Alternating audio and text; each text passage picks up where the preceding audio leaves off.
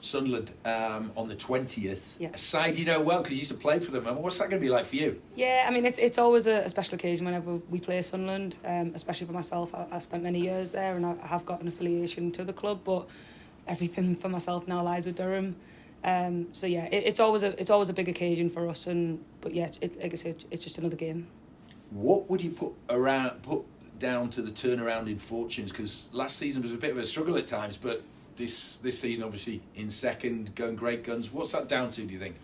I think we've just all really come together this year. We've had some new players come in who've really bought into the new coaches as well. They've kind of brought a new mentality to us. We've always been known as being dirty Durham, which I think we lost in the few years in terms of like not being dirty as such, but just kind of not having that bit of grit about us. And I think we've got that back. And I think teams fear playing against us again, which has given us definitely an edge when we're going into them. And looking at the sport in general, 3 North East teams in the league, all doing pretty well.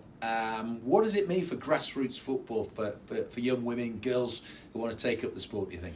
I mean, it's huge, and I've probably said this quite a few times already, but the North East has always been a hotbed for women's football. I mean, if you go back to when I was young many years ago, the girls that have now gone on to have massive like England careers and international careers from the North East is huge. And there was a spell of time where we lost that, and like especially I think Durham and Sunderland kept that kind of going whilst it faltered a little bit. And now it's great that Newcastle got involved as well and starting to like drive that. So I think it's only a positive thing that the North East is kind of trying to drive that again for young girls, and hopefully we can be role models for them to want to kind of push their careers as far as they can.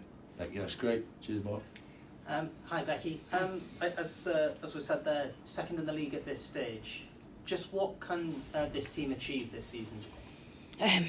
I mean, I think genuinely the sky's the limit for this team, and the way that we kind of put ourselves in training every single day. Everyone's willing to kind of commit to everything and more. So it's up to us how well we do, and as long as we stick together, then we'll see where we get to. But we're really on getting too far ahead of ourselves. We're taking each game as it comes. I think we've played a quarter of the league games already, which is scary because we're only in October. But I think it's down to us how far we go, but we're all very committed to it, so we'll see where we get to. And obviously this match will come off the back of another derby game, another derby win against Newcastle.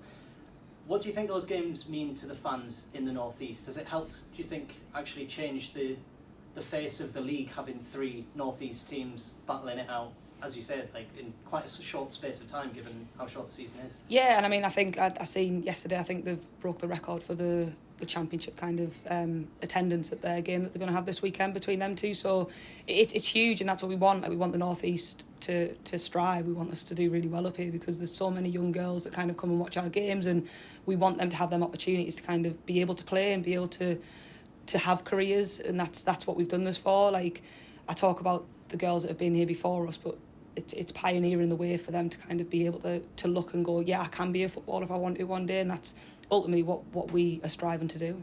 And obviously that's for the girls watching in the stands. On the pitch, is there a bit more needle in these games? Yeah, I'd say so, yeah. I mean, it's derbies at the end of the day, isn't it? And they're the kind of games that we all want to play for. I mean, when I walked out on Sunday at the Newcastle game and to see the crowd, and I mean, I know the majority of it was Newcastle fans, but it was just an immense moment to kind of have of like, wow, like look, like there's nearly 4,000 people here watching a game in the North East for us. And I'm always so proud to say it because Durham are just little Durham, and we've not got a badge affiliated to ourselves, and the fans that come to our games are there because they want to be there for us. It's not because they've had an affiliation to a men's team beforehand. They come because they want to come and watch us as women play football, and I think that's super, like something that I'm so proud of, and I know all the girls are proud of as well. And what, as someone who's been on both sides of this derby yourself as well, what experience can you kind of pass on to maybe younger members of the squad? It's just another game at the end of the day, and I think you have to play the game and not the occasion. It's very easy to get kind of caught up into it, and there'll be a lot of talk and a lot of media around it beforehand, but that's all I'd kind of say. It's just another game. Just do everything as normal as you possibly can and go into it and think, if we play our game and play how we know that we can play, there's no reason why we can't come out with another 3 points. And last question from me, what kind of threats do you think Sunderland will pose for you on the day?